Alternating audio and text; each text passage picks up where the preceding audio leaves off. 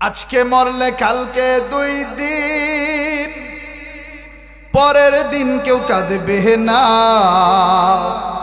যাদের জন্য করলা কামাই, মরলে তারা চিনবে না। থাকতে সময় করো আমাল, ঈমান করো খাঁটি, শেষ ঠিকানা তোমার আমার 3.5 হাত মাটি। থাকতে সময় করো আমাল, ঈমান করো খাঁটি,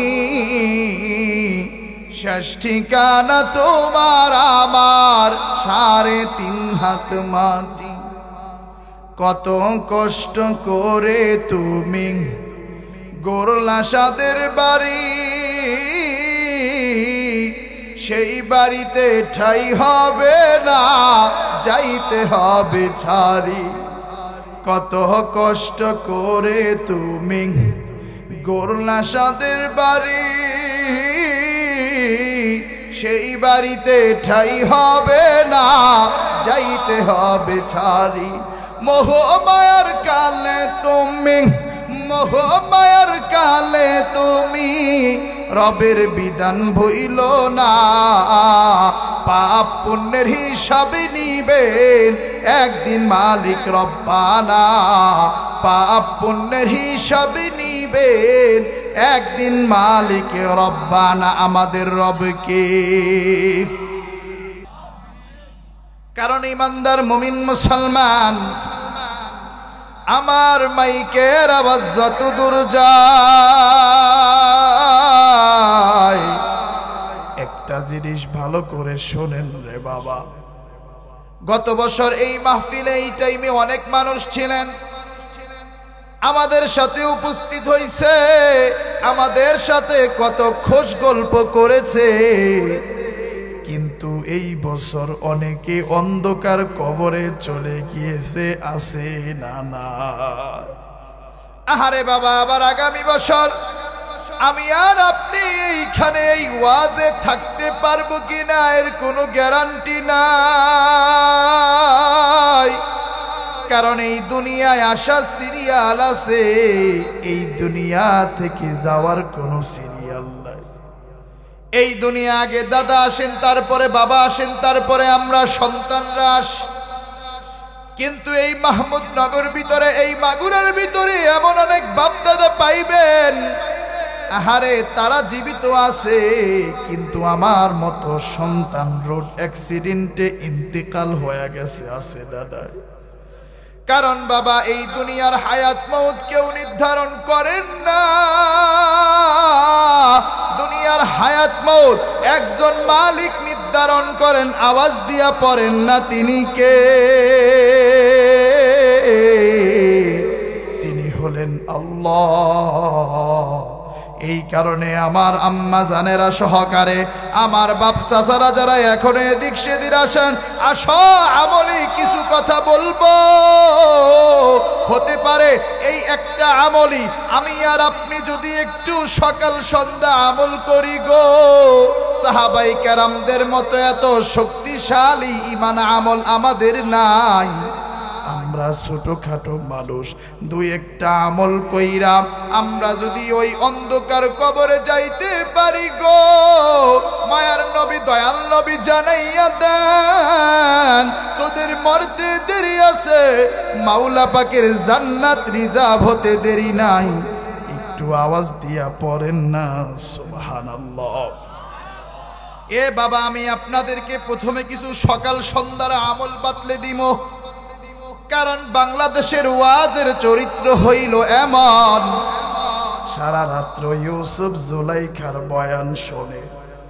ফজরের সময় ইমাম সাহেব রেজিগা ইমাম সাহেব আমিনুল ইসলাম শরিয়তপুরি এত সুন্দর সুললিত কণ্ঠে ইউসুফ জুলাইখার বয়ানটা শোনাইলো। কিন্তু জুলাইখা ছেলে না মেয়ে, এই বিষয়টাই তো বুঝবার পারলাম না। এ বাবা, এই রকমের আলোচনা শুই না, লাভ নাই। আমার কথা হইল, আপনি 5টা মিনিট আলোচনা শুনবেন, আপনি 10টা মিনিট আলোচনা শুনবেন, একটা একটা মেসেজ বাড়িতে নিয়ে যাওয়ার জন্য চেষ্টা করবেন, একটা সবক, একটা আমল শিখে যাওয়ার চেষ্টা করবেন।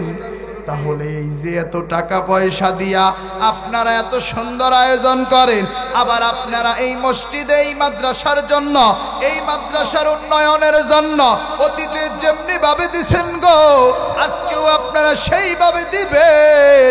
এই যে এত আয়োজন, যদি আপনারা আমলগুলা শিখা যদি বাড়িতে নিয়ে যাইতে পারো গো, সকল আয়োজন আল্লাহর কাছে সফল হয়ে যাবে ইনশাআল্লাহ। আজকে মরলে কালকে 2 দিন, পরের দিন কেউ কাঁদবে না। যাদের জন্য করলা কামাই, মরলে তারা চিনবে না।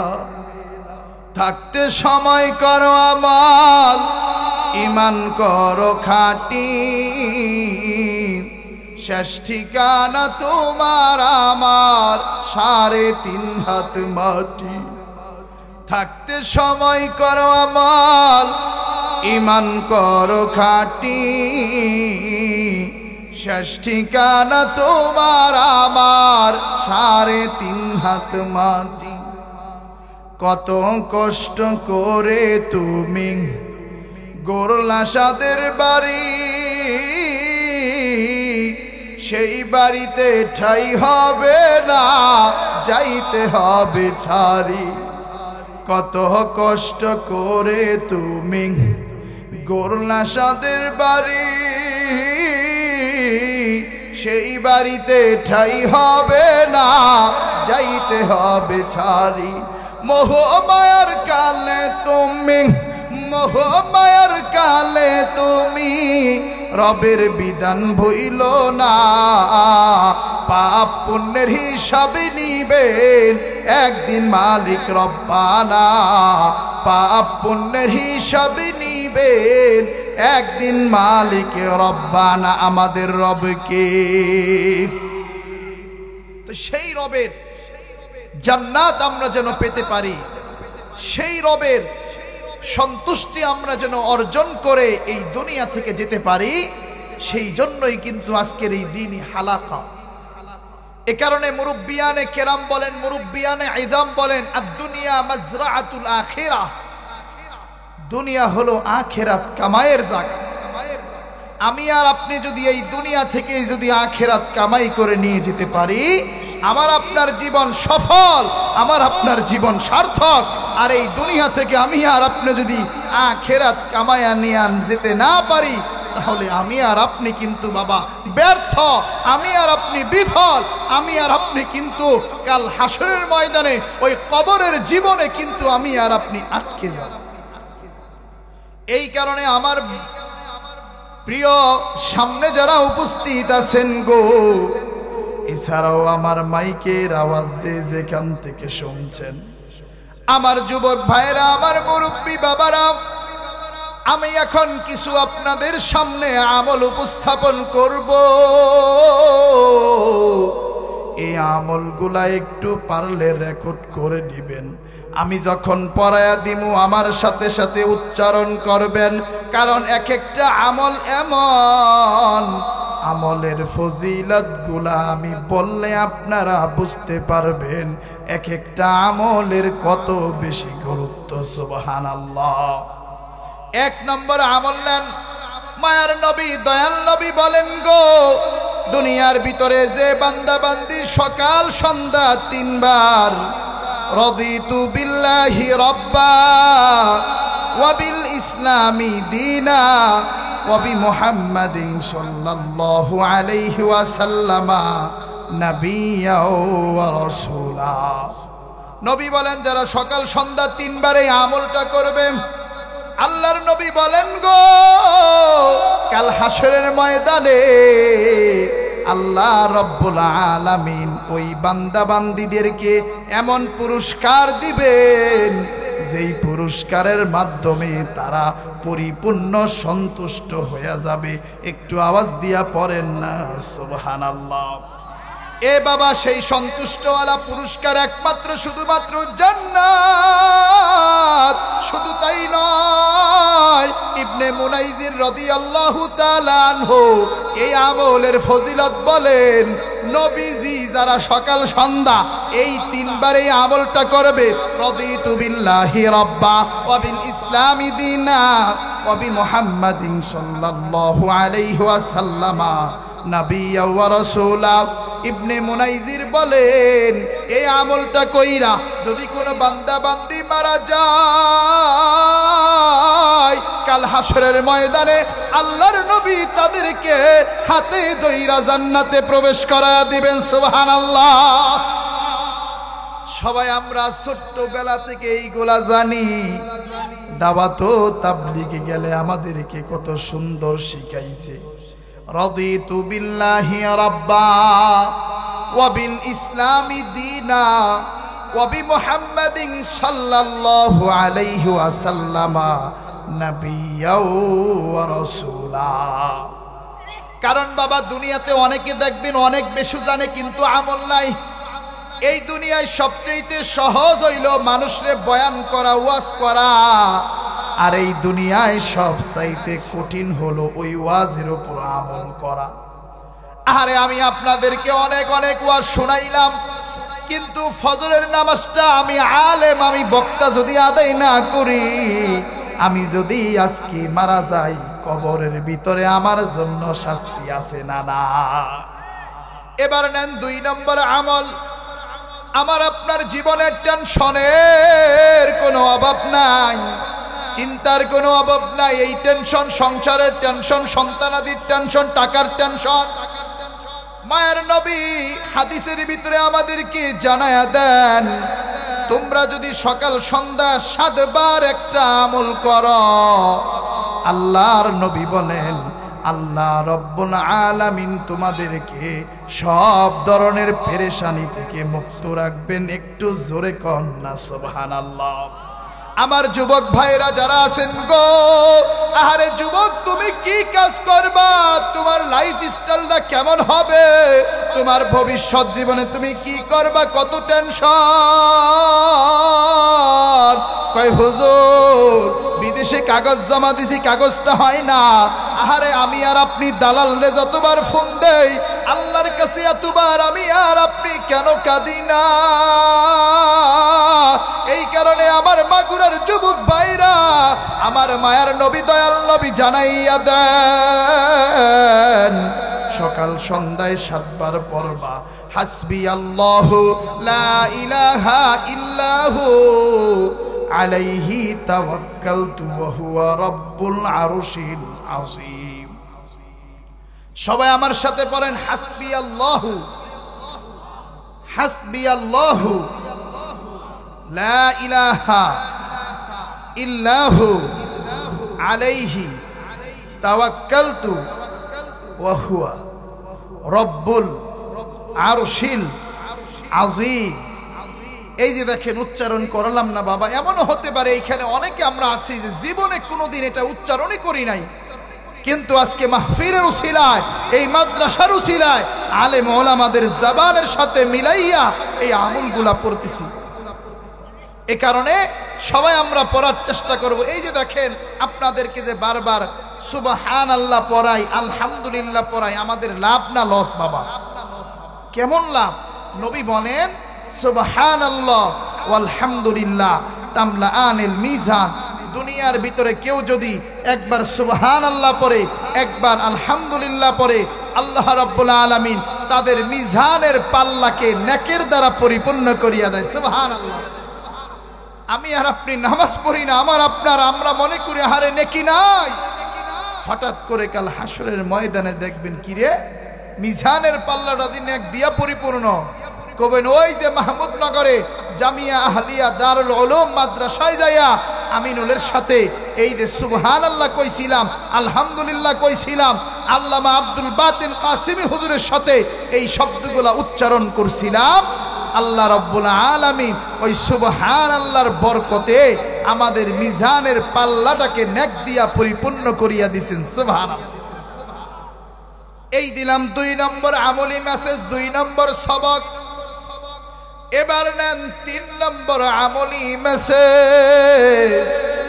মায়ার নবী দয়াল নবী জানাইয়া দেয়, এ বাবা বর্তমানে হঠাৎ মৃত্যু বাইরা গেছে। এই যে কয়দিন আগে আপনারা দেখছেন মেট্রো রেলের একটা বিয়ারিং পইরা একজন পথচারী ইন্তেকাল। আরে বর্তমানে আমাদের লাইফের কোনো গ্যারান্টি নাই কে কখন বিভিন্ন জায়গায় মারা যায়।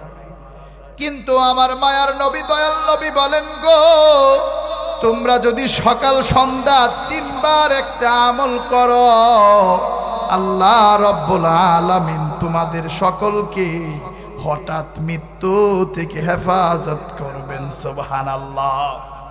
সেই দোয়াটা হলো বিসমিল্লাহিল্লাযী লা ইয়াদুররু মা ইসমিহি শাইউন ফিল আরদি ওয়ালা ফিস সামা ওয়া হুয়াস সামিউল আলীম। বিসমিল্লাহিল্লাযী লা ইয়াদুররু মা ইসমিহি শাইউন ফিল আরদি ওয়ালা ফিস সামা ওয়া হুয়াস সামিউল আলীম। হযরত ওসমান রাদিয়াল্লাহু তাআলা আনহু বলেন, নবী বলছেন আল্লাহ তাদেরকে হঠাৎ মৃত্যু থেকে হেফাজত করবেন।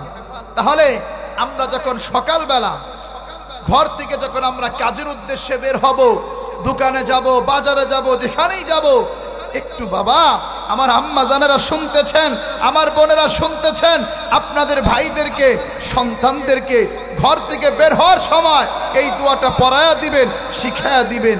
বিসমিল্লাহিল্লাযী লা ইয়াদুররু মা ইসমিহি শাইউন ফিল আরদি ওয়ালা ফিস সামা ওয়া হুয়াস সামিউল আলীম। বাবা আপনারা একটু আমার সাথে পড়বেন, কারণ অনেক ওয়াজ শুনবেন, এক কান্দা ঢুকবে আরেক কান্দা বের হয়ে যাবে, কিন্তু এত সুন্দর সাজায়া গুছাইয়া এত গুরুত্বপূর্ণ আমল একসাথে অনেকের থেকেই পাবেন না। তাই এই মেসেজগুলোই বাবা সবচেয়ে গুরুত্বপূর্ণ। এই কারণেই তো আল্লাহ বলেন, যারা দুনিয়ার ভিতরে ঈমানটাকে ঠিক করে আর আমলে সালেহ করে তাদের মরতে দেরি আছে, মাওলা পাকের জান্নাতুল ফেরদাউস তাদের জন্য মেহমানখানা হিসেবে উপস্থাপন হয়ে যায়। কন্যা আল্লাহু আকবার। এবার নেন 4 নম্বর আমলি মেসেজ। আল্লাহর নবী সাল্লাল্লাহু আলাইহি ওয়াসাল্লাম ফজরের সময় একদিন ঘর থেকে বের হয়, দেখেন আম্মাজান জুয়াইরিয়া রাদিয়াল্লাহু তাআলা আনহা যায় নামাজে বইসা আমল করতেছে, দোয়া দরুদ পড়তেছে। আবার নবীজি দুপুর 11টা-12টার সময় আসছে, আয়েশা দেখে আম্মাজান জুয়াইরিয়া সেভাবেই বসা আছে গো। জুয়াইরিয়া রাদিয়াল্লাহু তাআলা আনহা বিভিন্ন আমল করতেছেন। এবার নবীজি জুয়াইরিয়া রাদিয়াল্লাহু তাআলা আনহাকে জিজ্ঞেস করলেন, তুমি এতক্ষণ পর্যন্ত কি আমল করলা, কি আমল করলা? সকালে যে অবস্থায় দেখে গেছি, দুপুরেও তুমি সেই অবস্থায়, তুমি এত কি আমল করলে জুয়াইরিয়া? এবার নবীজি ডাক দিয়া বলে, তুমি এই সকাল থেকে দুপুর পর্যন্ত যত আমল করছো বেশি না, আমি তোমারে 5টা শব্দ শিখায়া দিতাছি। এই 5টা শব্দ যদি তুমি সকাল সন্ধ্যা 3 বার পড়ো, আল্লাহ রব্বুল আলামিন তোমার আমল নামায় সকাল থেকে দুপুর পর্যন্ত আমলের যত সওয়াব তার চাইতেও বেশি সওয়াব দান করবেন। সুবহানাল্লাহ। আম্মাজান জুয়াইরিয়া বলেন, কি বলেন রাসূল? সকাল থেকে দুপুর পর্যন্ত যাই নামাজ থেকে উঠলাম না, এত আমল করলাম, এখন আপনি বলতাছেন এত বড় আমলের দীর্ঘটা মাত্র 5টা শব্দের কাছে হেরে যাবে। এবার নবীজি বলেন, তুমি সকাল সন্ধ্যা পড়বা সুবহানাল্লাহি। এই সবাই উচ্চারণ করেন আমার সাথে, কেউ জবান বন্ধ রাখবেন না। সুবহানাল্লাহি। আরো জোরে আওয়াজ দিয়া পড়েন, সুবহানাল্লাহি ওয়া বিহামদিহি আদাদা খালকিহি ওয়া রিদা নাফসিহি ওয়া জিনাতা আরশিহি ওয়া জিনাতা আরশিহি ওয়া মিদাদা কালিমাতিহি। এবার শুনেন একসাথে, সুবহানাল্লাহি ওয়া বিহামদিহি আদাদা খালকিহি ওয়া রিদা নাফসিহি ওয়া জিনাতা আরশিহি ওয়া মিদাদা কালিমাতিহি। মায়ার নবী দয়াল নবী জানাইয়া দেন, সকাল সন্ধ্যায় 3 বার তুমি যদি এই আমলটা করো, আল্লাহ রব্বুল আলামিন তোমার আমলনামায় অসংখ্য নেকি থেকে সওয়াব দান করিয়া দিবেন। সুবহানাল্লাহ। এ কারণে পড়বেন সুবহানাল্লাহি ওয়া বিহামদিহি আদাদা খালকিহি ওয়া জিনাতা আরশিহি ওয়া রিদা নাফসিহি ওয়া মিদাদা কালিমাতিহি। আল্লাহ গো, তুমি আমাদের সবাইকে এই 4টা আমল করার তৌফিক দান করো। সকলেই জোরে জোরে আওয়াজ দিয়া পড়েন না আল্লাহুম্মা আমিন। দেখেন, এই আমল এত বেশি গুরুত্বপূর্ণ। ইনশাআল্লাহ আমি আর আপনি যদি এই আমল কইরা মরতে পারি, নবী বলেন তোমাদের মরতে দেরি আছে, মাওলা পাকের জান্নাত রিজার্ভ হইতে দেরি নেই। আল্লাহু আকবার। শুধু তাই নয়, এখন অধিকাংশ মানুষ তো আম মানুষ কইব, আব্বাজান আমরা ছোটখাটো মানুষ, জীবনে মাদ্রাসার বারান্দায় যাই নাই। আহারে, আমরা কি আমল এত সুন্দর কইরা কইলে কি জান্নাতে যাইতে পারবো? একটা জিনিস দেখেন বাবা, জান্নাতে যাওয়ার সম্পর্ক আমল আলেম হওয়ার সাথে নয়, জান্নাতে যাওয়ার সম্পর্ক কিন্তু আমলের সাথে এবং ঈমানটা খাঁটি হওয়ার সাথে। সুবহানাল্লাহ। এ কারণে আমি আর আপনি মনে করেন সাধারণ মানুষ, যতটুকুই জানি 5 ওয়াক্ত নামাজ আদায় করি, হারাম থেকে বেঁচে থাকি, হালাল পথে চলি, মানুষের জায়গা জমিন লুট না করি, চাঁদাবাজি না করি, এলাকার ভিতরে বিশৃঙ্খলা না কইরা, আমি আর আপনি যদি এই ছোট্ট ছোট্ট আমল কইরা যদি মরতে পারি, ইনশাআল্লাহ আমার আপনার নামটাও কিন্তু আল্লাহর ওলির খাতায় পরিণত হবে। কন্যা সুবহানাল্লাহ। এরকম একজন আল্লাহর ওলির ঘটনা শোনাই রে বাবা। উলামায়ে হিন্দ কা শানদার মাজি নামক কিতাবের ভিতরে মুসান্নিফ লেখেন, এই যে দিল্লির কুতুব মিনার এখনো যার নামে দাঁড়িয়ে আছে, খাজা কুতুবউদ্দিন বখতিয়ার কাকি রাহমাতুল্লাহি আলাইহি। এই খাজা কুতুবউদ্দিন বখতিয়ার যখন মুমূর্ষ অবস্থায়, অসুস্থ অবস্থায়, তখন তিনি তার খোলাফাদেরকে ডাকলেন, তিনি তার সন্তানদেরকে ডাকলেন। তিনি তার সন্তানদেরকে ডাক দিয়া বললেন, এরে সন্তান, আমি মারা যাওয়ার পরে যারে তারে দিয়া আমার জানাজা তোমরা পড়াইবা না। যেই মানুষটার ভিতরে 4 গুণ পাইবা, একমাত্র সেই মানুষটারে দিয়া আমি খাজা কুতুবউদ্দিনের জানাজা পড়াইবা। একটু আওয়াজ দিয়া বলেন না কয় গুণ? আরো জোরে একটু আওয়াজ দিয়া বলেন না কয় গুণ? জোরসে বলো, জোর হয় না কেন? এবার খাজা কুতুবউদ্দিন 4 গুণের কথা বলতাছে। আমার মৃত্যুর পরে আমার জানাজা ওই মানুষটা পড়াবে যেই মানুষটা কোনোদিন বালেগ হওয়ার পরে তাকবীরে উলা মিস করে না। এ বাবা, তাকবীরে উলা মানে ইমাম সাহেব যে প্রথম আল্লাহু আকবার বলে ওইটা। যেই মানুষটা জীবনে কোনোদিন তাকবীরে উলা মিস করে না। 2 নম্বরে আমার জানাজা ওই মানুষটা পড়াবে যেই মানুষটা কোনোদিন বালেগ হওয়ার পরে আসরের সুন্নতটা ছাড়ে নাই। আরে আসরের সুন্নাত পড়াটা সুন্নাতে মুআক্কাদা না, জরুরি না। তারপরও যেই মানুষটা অতিরিক্ত সওয়াবের আশায় জীবনে কোনোদিন বালেগ হওয়ার পরে আসরের সুন্নতটা ছাড়ে না। 3 নম্বরে আমার জানাজা ওই মানুষটা পড়াবে যেই মানুষটা কোনোদিন বালেগ হওয়ার পরে তাহাজ্জুদের নামাজ মিস দেয় নাই। আরে আমি আর আপনি তো তাহাজ্জুদের নামাজের সময় কখন সেটাই জানি না। এক জায়গায় বয়ানে জিজ্ঞাসা করছিলাম, এই রে তাহাজ্জুদের নামাজের সময় কখন? মাঝখান থেকে একজন যুবক বলে, হুজুর জোহরের আগের সময়টা হলো তাহাজ্জুদের সময়। এ বাবা, জোহরের আগের সময় কি তাহাজ্জুদের সময় নাকি ফজরের আগের সময়? আমার আল্লাহ জানায়া দেন, ওয়া মিনাল লাইলি ফাতাহাজ্জাদ বিহি নাফিলাতাল লাক আসা আইয়াবাথাকা রাব্বুকা মাকামাম মাহমুদা। আল্লাহু আকবার। আরে আমার আল্লাহ নবীরে জানায়া দেন, নবী গো, আপনি যদি অতিরিক্ত হিসেবে তাহাজ্জুদের নামাজ আদায় করেন, আল্লাহ রব্বুল আলামিন আপনাকে মাকামে মাহমুদ দান করবেন। সুবহানাল্লাহ।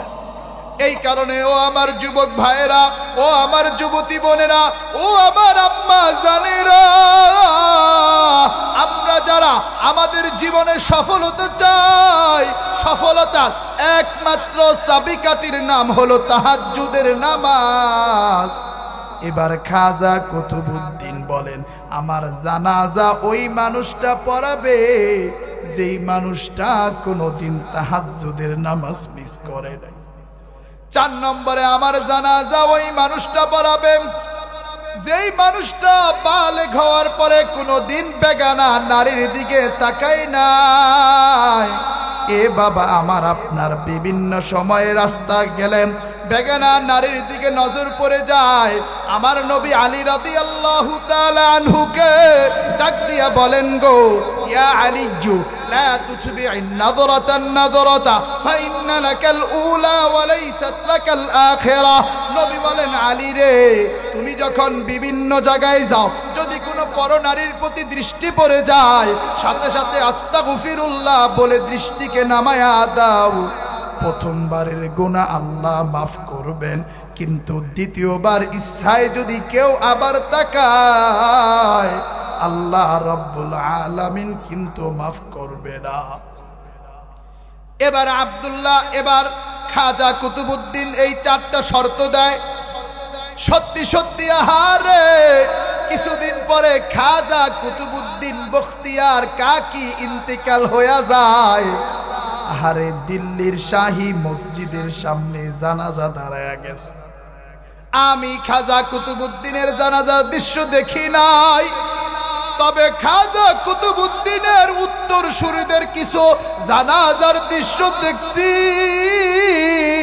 যেই জানাজার দৃশ্যগুলা দেখা মনে হইছে না জানি কত শানদারওয়ালা জানাজা ছিল খাজা কুতুবউদ্দিনের জানাজা।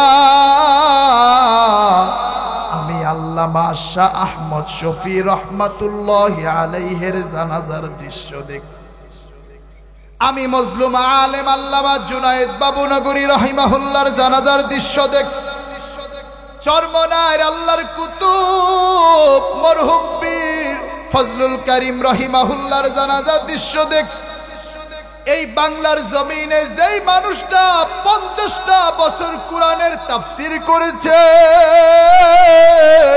সেই কোরআনের পাখি আল্লামা দেলোয়ার হুসাইন সাইদির জানাজার দৃশ্য দেখছি। যেই দৃশ্যগুলা দেখা মনে হইছে না জানি কত শানদারওয়ালা জানাজা ছিল খাজা কুতুবউদ্দিনের জানাজা।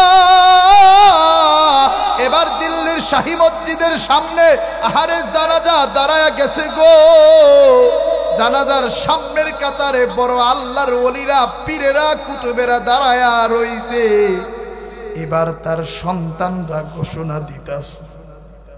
আসেননি এই জানাজার ময়দানে এমন কোন মানুষ যার জীবনে তাকবীরে উলা মিস হয় নাই, যার জীবনে তাহাজ্জুদের নামাজ মিস হয় নাই, যার জীবনে আসরের সুন্নাতটা মিস হয় নাই, যার জীবনে কোন ধরনের বেগানা নারীর দিকে নজর পড়ে না। আর এবার সব মানুষগুলো নিচের দিকে তাকায় রইছে। নিচের দিকে তাকাইয়া নিজের অতীত মুতালা করতাছে আর ভাবতাছে আমার আমল নামার ভিতরে এই আমলগুলো আছে কিনা। কেউ হাত উঠায় না, কেউ হাত উঠায় না। এবার তার সন্তানরা বলতাছে, আপনারা যদি কেউ হাত না উঠান রে, তাহলে কিন্তু আমার বাবার জানাজা বিনা জানাজায় দাফন হয়ে যাবে। আমার বাবারে কিন্তু বিনা জানাজায় দাফন করা লাগবে। আর এই কথা যখনই বলছে, পিছন থেকে একজন মানুষ হাত উঠাইছে। সকলেই আল্লাহু আকবার বলার জন্য রেডি হয়ে যাও। এবার পিছন থেকে একজন মানুষ হাত উঠাইছে। সবাই মনে করছিল তিনি বড় কোনো আলেম হবেন, তিনি বড় কোনো মুহাদ্দিস হবেন। কিন্তু তাকায় দেখেন না, তিনি কোনো আলেম না, তিনি কোনো পীর না, তিনি কোনো গাউস কুতুব কিছুই না। জীবনে মাদ্রাসার বারান্দায় যায় নাই। তদানীন্তন সময়ে দিল্লির প্রেসিডেন্ট, তদানীন্তন সময়ে দিল্লির সম্রাট খাজা, তদানীন্তন সময়ে দিল্লির সম্রাট সুলতান শামসুদ্দিন আলতামাস হাত উঠায়া দাঁড়ায় গেছে। আল্লাহু আকবার। আরে সব মানুষগুলো তারে সাইড দিয়া দিছে গো। সবাই মনে করছিল উনি তো প্রেসিডেন্ট, উনি তো সম্রাট, উনি মনে হয় এত আমল করতে পারে না। কিন্তু দুনিয়াবাসীর সুলতান শামসুদ্দিন আলতামাস দেখায়া দিয়া গেল, এ আল্লাহর ওলি হওয়ার জন্য বড় কিছু হওয়া লাগে না। রাষ্ট্রপ্রধান হইল যদি মনের নেক নিয়তটা ঠিক থাকে গো, যদি একটু আমল করা যায়, তাহলে সাধারণ মানুষ হয়েও আল্লাহর ওলি হইয়া যায়। এবার সুলতান শামসুদ্দিন আলতামাস রহমাতুল্লাহি আলাইহি সামনে চলে যায়। সামনে যায় খাজা কুতুবউদ্দিনের খাটিয়ার সামনে দাঁড়ায়া চেহারা থেকে কাফনের কাপড়টা সরাইয়া খাজা কুতুবউদ্দিন রে বলে, ওরে খাজা, তুমি নিজেও মারলা, আমারেও মারলা। এতদিন দুনিয়ার কেউ আমার আমলটা জানতো না রে খাজা, কিন্তু তুমি আজকে আমার আমলটা দুনিয়াবাসীর সামনে জানায়া দিয়া গেলা। এখন যদি আমি অহংকারী হইয়া যাই, আমলের কারণে যদি আমার ভিতরে অহংকার চলে আসে, তাহলেই তো আমি ধ্বংস হয়ে যাব। এই কারণে আমার মাগুরার আম্মা জানেরা, আব্বা জানেরা, আমি এই যে আপনাদেরকে ছোট্ট ছোট্ট আমল দিলাম গো, এই আমলগুলা আমি আর আপনি কইরা যদি একটু মরতে পারি গো, মায়ার নবীর সুপারিশ আমার আপনার জন্য লাজিম হয়ে যাবে। একটু আওয়াজ দিয়া পড়েন না আল্লাহু আকবার। এই কারণে সকলে আমলের জিন্দেগি করতে রাজি আছেন তো ইনশাআল্লাহ? আল্লাহ তুমি আমাদের সকলকে কবুল আর মঞ্জুর করিয়া নাও। আমরা নিয়ত করব আমাদের এই যে জামিয়া আহলিয়া দারুল উলুম মাদ্রাসা আছে, এই মাদ্রাসার দিন দিন কিভাবে উন্নতি করা যায় সেইটার জন্য আমাদের ফোকাস করতে হবে। আমাদের সন্তানদেরকে দিতে হবে, আমাদের সামর্থ্য অনুযায়ী মাদ্রাসার যা যা লাগে একটু আমাদেরকে চেষ্টা করতে হবে গো। এই কারণে আমি আপনাদের সামনে কোরআনে হাকিমের আয়াত তেলাওয়াত করেছি। আমার আল্লাহ রব্বুল আলামিন জানায়া দেন, ইন্না নাহনু নাযালনা। আলহামদুলিল্লাহ, আমাদের মাহফিলের সম্মানিত যিনি প্রধান আজকে আলোচক অতিথি, আন্তর্জাতিক খ্যাতি সম্পন্ন মুফাসসিরে কোরআন, সারা বাংলার আলোড়ন সৃষ্টিকারী বক্তা, ইউটিউবে যার নামটা সার্চ করলেই দেখবেন, মুরব্বী মানুষ কিন্তু এত সুন্দর সুললিত কণ্ঠ। আল্লাহু আকবার, আল্লাহু আকবার। আল্লামা আব্দুল বাতেন কাসিমি সাহেব হুজুর আমাদের মাঝে চলে এসেছেন। কন্যা আলহামদুলিল্লাহ। ইনশাআল্লাহ উনি যথাযথ সময়ে আমাদের মাঝে উপস্থিত হবেন। আল্লাহ রাব্বুল আলামিন আমাদের সকলকে কবুল আর মঞ্জুর করুন এবং এইখানে উপস্থিত হয়ে আজকের এই মাহফিলের রৌনক, উজ্জ্বলতা, সৌরভতা আমাদেরকে অর্জন করার তৌফিক দান করুন। সকলে জোরে পড়ি আল্লাহুম্মা আমিন। এই কারণে আমি আপনাদের সামনে আয়াত তেলাওয়াত করেছি। এই আমলের প্রতি আমাদের ইশক আসবে, মহাব্বত আসবে, প্রেম আসবে। এই কোরআনটা যদি একটু আমরা তেলাওয়াত করতে পারি, তাইলে দেখবেন মহাব্বত চলে আসবে। এই কোরআন যারা পড়ে, এই কোরআন যারা পড়ায়, তাদের সাথে মহাব্বত রাখতে হবে। এই কোরআন যেই মাদ্রাসায় পড়ানো হয় সেই মাদ্রাসার সুখে দুঃখে যেভাবে উন্নতিতে আমাদের থাকা দরকার সেইভাবে আমাদেরকে চেষ্টা করতে হবে। এই কারণেই আমার আল্লাহ রাব্বুল আলামিন জানায়া দেন, ইন্না নাহনু নাযালনা যিকরা ওয়া ইন্না লাহু লাহাফিজুন। আল্লাহ বলেন, আমি আল্লাহ কোরআন নাজিল করেছি এবং আমি আল্লাহ এই কোরআন রে আমি আল্লাহ নিজেই হেফাজত করব। এই কারণে মায়ার নবী দয়াল নবী হাদিসের ভিতরে জানাইয়া দেন, ইন্নাল্লাযী লাইসা ফি জাওফিহি শাইউম মিনাল কুরআন কাল বাইতিল খরিব। নবীজি বলেন, যেই ঘরের ভিতরে কোরআন তেলাওয়াত করা হয় না, যেই ঘরের ভিতরে কোরআনের কোনো অংশ পড়া হয় না, যেই অন্তরের ভিতরে কোরআনের কোনো অংশ নাই, নবীজি বলেন সেটা হলো শয়তানের ঘর। নবীজি বলেন সেটা হলো উজান ভিটার ঘর। এ কারণে ইনশাআল্লাহ কোরআনের সাথে আমরা মহাব্বত রাখতে চাই না। দেখেন, কোরআন পড়বো তো দূরের কথা, কোরআন পড়লে কেমন মজা হবে। আপনি কোরআনকে যা জিজ্ঞেস করবেন মানুষ আপনার দেখবেন কোরআন আপনাকে সেটাই উত্তর দিবে। কন্যা সুবহানাল্লাহ। আপনি যদি কোরআনকে জিজ্ঞাসা করেন, হ্যাঁ কোরআন, তুমি এই 7 আকাশ 7 জমিন নাজিল হওয়ার আগে তুমি কোথায় ছিলা? এইভাবে যদি আপনি কোরআনকে জিজ্ঞাসা করেন, কোরআন আপনাকে আর আমাকে উত্তর দেয় কি সুন্দর, বাল হুয়া কুরআনুম মাজিদ ফি লাওহিম মাহফুজ। কোরআন আপনাকে আর আমাকে ডাক দিয়া বলে, এই 7 আকাশ 7 জমিন নাজিল হওয়ার আগে আমি কোরআন লৌহে মাহফুজে ছিলাম। সুবহানাল্লাহ।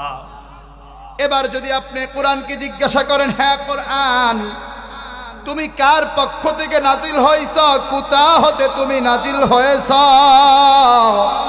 এবারও কোরআন আপনাকে আর আমাকে কত সুন্দর ডাক দিয়া বলে, তানজিলাম মিম্মান খালাকাল আরদা ওয়াস সামাওয়াতিল উলা। এবারও কোরআন আপনাকে আর আমাকে কি সুন্দর ডাক দিয়া বলে, যেই আল্লাহ রাব্বুল আলামিন 7 আকাশ 7 জমিন নাজিল করেছে সেই আল্লাহর পক্ষ থেকে আমি কোরআন নাজিল হয়েছে। আল্লাহু আকবার।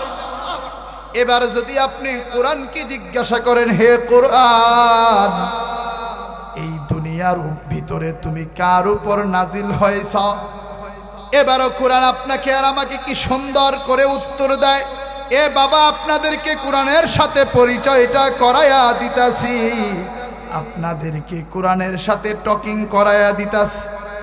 এবারও কোরআন কত সুন্দর করে উত্তর দেয়, তাবারাকাল্লাযী নাযালাল ফুরকানা আলা আবদিহি লিয়াকুনা লিল আলামিনা নাযীরা।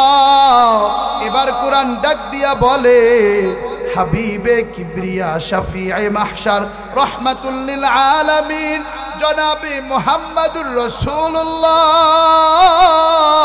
সাল্লাল্লাহু আলাইহি ওয়াসাল্লামের উপর আমি কোরআন নাজিল হয়েছি। সুবহানাল্লাহ।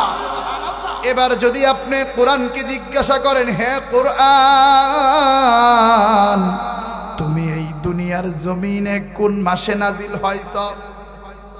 এবারও কোরআন আপনাকে আর আমাকে কত সুন্দর করে উত্তর দেয়, শাহরু রমাদানাল্লাযী উনজিলা ফীহিল কুরআন। এবারও কোরআন আপনাকে আর আমাকে উত্তর দেয়, আমি কোরআন এই দুনিয়ার জমিনে রমজান মাসে নাজিল হইছি। একটু আস্তে করে পড়েন না, আল্লাহু আকবার। এবার যদি আপনি কোরআনকে জিজ্ঞাসা করেন, বুঝলাম তুমি রমজান মাসে আসছো, তুমি দিনে আইছো না রাত্রে আইছো? আহারে, এবারও কোরআন কত সুন্দর করে উত্তর দেয়, ইন্না আনজালনাহু ফি লাইলাতিল কদর। কোরআন আপনাকে আর আমাকে উত্তর দেয়, আমি কোরআন কদরের রাত্রিতে এই দুনিয়ার ভিতরে আগমন করেছি। সুবহানাল্লাহ। এবার যদি আপনি কোরআনকে জিজ্ঞাসা করেন, হ্যাঁ কোরআন, এই দুনিয়ার ভিতরে তোমার কাজটা কি, এই দুনিয়ার ভিতরে তুমি কি কাজ করো। এবার কোরআন আপনাকে আর আমাকে কত সুন্দর ডাক দিয়া উত্তর দেয়, লিতুখরিজান নাসা মিনাজ যুলুমাতি ইলান নূর। কোরআন আপনাকে আর আমাকে ডাক দিয়া বলে, দুনিয়ার যেই মানুষগুলো জান্নাত চিনে না, দুনিয়ার যেই মানুষগুলো আল্লাহ চিনে না, রাসূল চিনে না, তাদেরকে আল্লাহর সাথে জোড়া দেওয়ার জন্য, তাদেরকে জাহান্নামের পথ থেকে মুক্ত করে জান্নাতে নিয়ে যাওয়ার জন্য আমি কোরআন এই দুনিয়ার জমিনে আগমন করেছি। আল্লাহু আকবার। এবার যদি আপনি কোরআনকে জিজ্ঞাসা করেন, হ্যাঁ কোরআন, তোমারে মানলে আমারে জঙ্গি কয়, তোমারে মানলে আমারে বিভিন্ন ট্যাগ দেওয়া হয়, তোমারে মানলে আমাদের কি উপকার। এবারও কোরআন স্বাভাবিক কোনো কথা বলে না, কি সুন্দর আমাদেরকে উত্তর দেয়, ফামান তাবিআ হুদায়া ফালা খাউফুন আলাইহিম ওয়ালা হুম ইয়াহজানুন। এবার কোরআন ডাক দিয়া বলে, দুনিয়ার ভিতরে যে নরনারী, যে মানুষ, যে মহিলা আমি কোরআনের অনুসরণ করবে, তাদের মরতে দেরি আছে, মাওলা পাকের জান্নাত তাদের জন্য রিজার্ভ হতে দেরি নাই। সুবহানাল্লাহ। আরে বাবা, আমি আর আপনি তো কোরআন তেলাওয়াত করতে জানি না, আমি আর আপনি তো মাদ্রাসায় আসি না, আমি আর আপনি তো মাদ্রাসার সাথে বিভিন্ন ভাবে একটু সময় দিতে রাজি না। অথচ দেখেন গো, আমার মায়ার নবী, দয়াল নবী বলেন, দুনিয়ার ভিতরে যে বান্দা বান্দি কোরআনের একটা হরফ তেলাওয়াত করবে, আল্লাহ রাব্বুল আলামিন তারা আমল নামায় সাথে সাথে 10টা নেকি দিয়া দেয়। সুবহানাল্লাহ। এরপরে নবী বলেন, আলিফ লাম মিম পুরাটা মিলে একটা হরফ না, বরঞ্চ আলিফ একটা হরফ, লাম একটা হরফ, মিম একটা হরফ। তার মানে নবী বুঝাইতে চাইল, তোমরা যদি একবার আলিফ লাম মিম উচ্চারণ করো, আল্লাহ রাব্বুল আলামিন তোমাদের আমলনামায় সাথে সাথে 30টা থেকে অগণিত নেকি দিয়া দিবেন। সুবহানাল্লাহ। এ কারণে যারা আছেন সবাই একটু পড়েন আলিফ লাম মিম, সবাই একটু আওয়াজ দিয়া পড়েন আলিফ লাম মিম। নবী বলেন, এই যে সাথে সাথে আমরা আলিফ লাম মিম পড়লাম, সাথে সাথে আমাদের অ্যাকাউন্টে 30টা থেকে অগণিত নেকি একজন মালিক দিয়া দিলেন। আওয়াজ দিয়া পড়েন, তিনি কি? আহা, এই নেকিগুলা অর্জন করানোর জন্যই কিন্তু আজকে এত সুন্দর আয়োজন, এই নেকিগুলার একটু পথ দেখানোর জন্যই কিন্তু এই মাদ্রাসার আয়োজন, এই মাদ্রাসা আপনারা প্রতিষ্ঠা করতেছেন। আল্লাহ গো, এই যে এখানে কত মানুষ দেখতে পাইতাছি, দাড়িগুলা সাদা হয়ে গেছে, আল্লাহ হয়তো বা আমার বাপ চাচারা তারা দীর্ঘজীবী হবে না, হতে পারে আগামী বছর নাও থাকতে পারে, কিন্তু আল্লাহ কিয়ামত পর্যন্ত এই মাদ্রাসাকে তুমি কায়েম ও দায়েম রাখো করেন, আল্লাহুম্মা আমিন। এই কারণে ইমানদার মুমিন মুসলমান, আমি আর আপনি তো কোরআন পড়তে জানি না। আম্মা জানেরা যারা আছেন গো, আগের জামানার আমাদের দাদিরা নানিরা ফজরের পরে কোরআনটা তেলাওয়াত করতো, প্রত্যেকের ঘর থেকে নামাজের শেষ হওয়া মাত্র কোরআনের আওয়াজ আসতো। কিন্তু বর্তমানে কিন্তু সেরকম কোন আওয়াজ আমরা পাই না। অথচ এই দুনিয়ায় এমন একজন মানুষ ছিলেন, যিনি 1 বছর নয়, 2 বছর নয়, টানা 40টা বছর কোরআনের আয়াত দিয়া কথা কইছে। আল্লাহু আকবার। এই কারণে ইমানদার মুমিন মুসলমান, আপনারা যেইভাবে জৈমা জৈমা বসছেন সেইভাবে একটু সুন্দর কইরা বসেন। সুন্দর কিছু আলোচনা, সুন্দর কিছু আমলি খুরাক বাড়িতে নিয়ে যেতে পারবেন। এখনো আমার যে সকল ভাইরা এখনো আপনারা এদিক সেদিক আছেন গো, একটু কোরআনের মজলিসে আসেন। কারণ মায়ার নবী দয়াল নবী বলেন, ইয়াদুল্লাহি আলাল জামাআ, যেখানে অনেক মানুষের সমাগম হয় সেখানে আল্লাহর আরশে আজিম থেকে আল্লাহর সাহায্য চলে আসে। সুবহানাল্লাহ। আরে ইমানদার মুমিন মুসলমান, জগৎ বিখ্যাত আলেম আব্দুল্লাহ ইবনুল মুবারক রহমাতুল্লাহি আলাইহি মরুভূমির ভিতর দিয়ে হেঁটে যাচ্ছেন। মরুভূমির ভিতরে যাওয়ার সময় তিনি দেখলেন একজন বৃদ্ধা মানুষ বসে আছেন, মহিলা মানুষ। আমি আর আপনি একজন মানুষকে যদি বিপদে পড়তে দেখি, তাদের পাশে আমি আর আপনি দাঁড়াই কি দাঁড়াই না? তাই আব্দুল্লাহ ইবনুল মুবারক দেখছে যে মহিলা বিপদে পড়ছে, মনে হইতেছে, তাই সামনে গেছে। সামনে যায় মহিলারে সালাম দেয়, আসসালামু আলাইকুম। আমি আর আপনি হইলে উত্তর দিতাম ওয়া আলাইকুমুস সালাম, স্বাভাবিক উত্তর দিতাম। কিন্তু না না, মহিলা স্বাভাবিক উত্তর দেয় না। মহিলা সূরা ইয়াসিনের 58 নম্বর আয়াত তেলাওয়াত করে।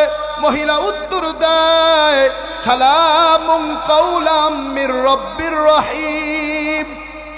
এই আয়াত পড়ে মহিলা কত সুন্দর করে সালামের জবাবটা দেয়। আব্দুল্লাহ ইবনুল মুবারক কয়, কিরে মহিলারে, আমি স্বাভাবিক সালাম দিলাম, সে দিয়ে আমারে সালামের উত্তর স্বাভাবিকভাবে দিল না। তার মানে তো মনে হয় মহিলা স্বাভাবিক মহিলা না। এবার মহিলাকে আব্দুল্লাহ ইবনুল মুবারক দ্বিতীয় প্রশ্ন করে, মাগো আপনি কি পথ হারায়া গেছেন নাকি? এবারও মহিলা স্বাভাবিক কোনো কথা বলে না। আমি আর আপনি হইলে বলতাম হ্যাঁ পথ হারায়া গেছি, বা আরবিতে বললে বলতাম ফাকাতুত তরিক, রাস্তা হারায়া ফেলছি। না, মহিলা স্বাভাবিক কোনো কথা বলে না। মহিলা সূরা আরফের 186 নম্বর আয়াত তেলাওয়াত করিয়া উত্তর দেয়, মাইয়ুদলিলিল্লাহু ফালা হাদিয়া লাহু। মহিলা এই আয়াত পড়ে বুঝাইলেন, আব্দুল্লাহ হে আমি পথ হারায়া গেছি, আমি পথ হারায়া গেছি। এবার আব্দুল্লাহ ইবনুল মুবারক পরবর্তী প্রশ্ন করে, মাগো আপনি কোন এলাকায় যাইবেন আমাকে একটু আপনি বলেন। আমি আর আপনি হইলে বলতাম মাগুরায় যাব, ঢাকা যাব, শরীয়তপুরে যাব। না না, মহিলা এবারও স্বাভাবিক কোনো কথা বলে না। মহিলা এবার সূরা বনী ইসরাইলের 1 নম্বর আয়াত তেলাওয়াত করিয়া উত্তর দেয়, সুবহানাল্লাযী আসরা বিআবদিহি লাইলাম মিনাল মাসজিদিল হারাম ইলাল মাসজিদিল আকসা। মহিলা এই আয়াত পড়ে বুঝাইলেন, আব্দুল্লাহ ওই যে জেরুজালেমের ফিলিস্তিনের মসজিদুল আকসা এলাকা আছে গো, আমি ওই ফিলিস্তিনের মসজিদুল আকসার এলাকায় যাব। আল্লাহু আকবার। আব্দুল্লাহ ইবনুল মুবারকের মাথাটা বড় গরম। কিরে মহিলারে, আমি স্বাভাবিক কথা কই আর মহিলাদি সবই আমারে কোরআন দিয়া কথা কয়। এবার আব্দুল্লাহ ইবনুল মুবারক পণ করলো, এই মহিলা যতক্ষণ পর্যন্ত স্বাভাবিক কোনো কথা বলবে না, আমি ততক্ষণ পর্যন্ত তাদেরকে প্রশ্ন করেই যাব। এবার পরবর্তী প্রশ্ন করে আব্দুল্লাহ ইবনুল মুবারক, মাগো আপনি এই মরুভূমির ভিতরে কয়দিন যাবত আছেন, কয় রাত যাবত আছেন? আমি আর আপনি হইলে বলতাম আমি 3 দিন যাবত আছি, 4 দিন যাবত আছি। না, মহিলা এবারও স্বাভাবিক কোনো কথা বলে না।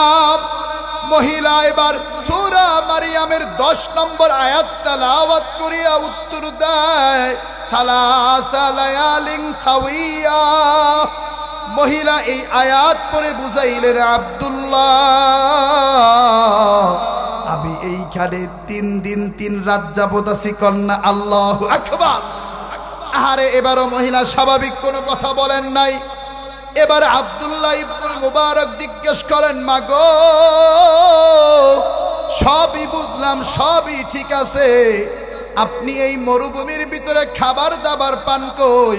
আপনি এই মরুভূমির ভিতরে কি খান একটু আমারে বলেন। এবারও মহিলা স্বাভাবিক কোনো কথা বলে না। এবার মহিলা সূরা শুআরার 79 নম্বর আয়াত তেলাওয়াত করে, আল্লাযী হুয়া ইউতঈমুনি ওয়া ইয়াসকিন। মহিলা এই আয়াত পড়ে বুঝাইলেন, আব্দুল্লাহ দুনিয়ার যেখানে কেউ খাবার দিতে পারে না, দুনিয়ার যেখানে কেউ উপকার করতে পারে না সেখানে একজন মালিক খাবার দেয়, একজন মালিক উপকার করে। আওয়াজ দিয়া পড়েন না তিনি কে? তিনি হলেন আল্লাহ, তিনি হলেন আল্লাহ। এই আয়াত পরে মহিলা বুঝাইলেন আল্লাহ আমাদের খাবার দাবারের ব্যবস্থা করে। এবার পরবর্তী প্রশ্ন করে, মাগো এই মরুভূমির ভিতরে আপনি পবিত্রতা অর্জন করেন কিভাবে? মাশাআল্লাহ, সুন্দর একটা মাঠ জমে গেছে না? কন্যা আলহামদুলিল্লাহ। তাই আমি একটু রিকোয়েস্ট করতে চাই, এই পাশ থেকে অনেক মানুষ আমরা দাঁড়ায় রইছি, একটু যদি আমরা ময়দানে আইসা বৈশা যাই।